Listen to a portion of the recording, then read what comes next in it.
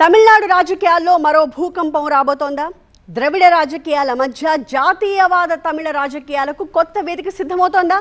బీజేపీకి తమిళనాడులో కొత్త ఊపు తీసుకొచ్చిన వ్యక్తే ఇప్పుడు బీజేపీకి గుడ్ బై చెప్పబోతున్నారా? ఇప్పుడు ఆయన ఢిల్లీ పర్యటనపై కొత్త వార్తలు వినిపిస్తున్నాయి.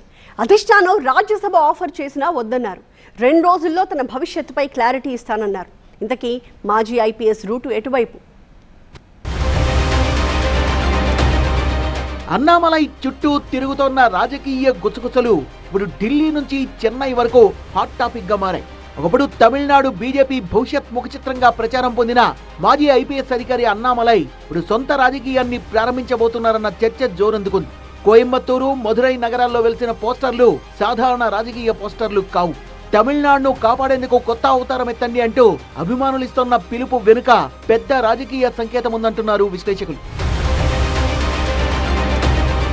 కర్ణాటక క్యాడర్ కు చెందిన ఐపీఎస్ అధికారి అన్నామలై అంత మంచి కెరీర్ ను వదిలిపెట్టి రాజకీయాల్లోకి వచ్చినప్పుడు ఆయన చాలా మంది సీరియస్ గా తీసుకోలేదు. కానీ ఏడాది తిరక్క ముందే తమిళనాడు బీజేపీ అధ్యక్ష పదవిని చేపట్టి అందరి కంట్లో పడ్డాడు. అప్పటి వరకు తమిళనాడులో బీజేపీ అన్న పార్టీకి ఉనికే లేదు.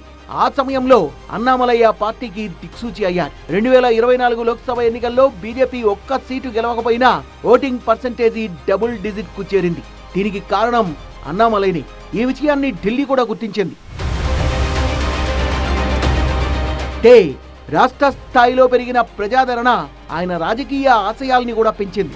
తమిళనాడులో బీజేపీని స్వతంత్ర శక్తిగా నిర్మించాలన్న ఆలోచన మరింత బలపడింది. ఇక్కడే పార్టీ వ్యూహానికి అన్నామలై ఆలోచనలకు మధ్య గ్యాప్ రావడం మొదలైంది. అన్నామలై మొదటి నుంచి ఏఐఏడీఎంకేతో పొత్తును వ్యతిరేకించారు. పళనిస్వామి నాయకత్వంలోని ఏఐఏడీఎంకేతో కలిసి వెళ్తే బీజేపీ ఎప్పటికీ తోక పార్టీగానే మిగులుతుందని భావించారు. బీజేపీ సొంత బలంతో ఎదగాలంటే కొంతకాలం ఒంటరిగా పోటీ చేయాల్సిందే అని వాదించారు. కానీ ఢిల్లీ నాయకత్వం మాత్రం వేరే లెక్కలు వేసింది. తమిళనాడులో డీఎంకేను ఎదుర్కోవాలంటే ప్రతిపక్ష ఓటు చీలకూడదని భావించింది. అందుకే మళ్లీ ఏఐఏడీఎంకేతోనే కొనసాగాలని భావించింది. ఈ నిర్ణయం అన్నామలైకి నచ్చలేదు. పైగా అసెంబ్లీ ఎన్నికల ముందు అన్నామలైకి టికెట్ కూడా ఇవ్వలేదు బీజేపీ. పార్టీ సంస్థాగత పనులకే పరిమితం చేయడంతో అన్నామలైలో అసంతృప్తి జ్వాలను పెంచింది. ఎంత అసంతృప్తి ఉన్నా అన్నామలై బహిరంగంగా ఎక్కడా వ్యక్తం చేయలేదు. పార్టీకి విధేయుడిగానే ఉన్నారు. కానీ ఇప్పుడు తన ఆలోచనలు మారినట్లు ఆయన యాక్టివిటీ ద్వారా తెలుస్తోంది. పూర్తి స్థాయి రాజకీయ పార్టీ కంటే ముందు ఒక సామాజిక సిద్ధాంత ఉద్యమాన్ని ప్రారంభించే అవకాశాలు కనిపిస్తున్నాయి. నేషనలిస్ట్ తమిళ్ అనే భావజాలంతో కొత్త వేదిక నిర్మించాలన్న ఆలోచన అన్నామలై చేస్తున్నట్లు ప్రచారం జరుగుతోంది. ఎందుకంటే తమిళనాడులో ఇప్పటి వరకు ప్రధాన రాజకీయం ద్రవిడ సిద్ధాంతం చుట్టూనే తిరిగింది. అన్నామలై మాత్రం తమిళ గుర్తింపుతో భారత జాతీయవాదంతో ప్రజల్లోకి వెళ్లాలని భావిస్తున్నారు. మక్కల్ శక్తి ఇయక్కం అనే పేరుతో కొత్త వేదికను ఏర్పాటు చేయబోతున్నారన్న ప్రచారం జరుగుతోంది.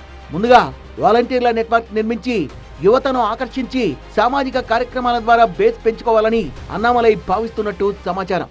எல்லா கேள்விகளுக்கும் பதில் சொல்றேன், உட்கார்ந்து பேசுவாங்க. எல்லாத்துக்கும் பதில் சொல்றேன். 2 நாள்ல பேசுறேன். அண்ணே அன்புக்கு நன்றிங்கண்ணே, அன்புக்கு நன்றி. 2 நாள். అలాగని అన్నామలై నేరుగా బీజేపీకి శత్రువుగా మారాలని కోరుకోవడం లేదు. ఢిల్లీతో మంచి సంబంధాలు కొనసాగిస్తూనే తన టార్గెట్ కంప్లీట్ చేయాలని భావిస్తున్నారు. అందుకే ఆయన ఢిల్లీ పర్యటనలో అందరూ ఫేర్వెల్ మీటింగ్ గా చూస్తున్నారు.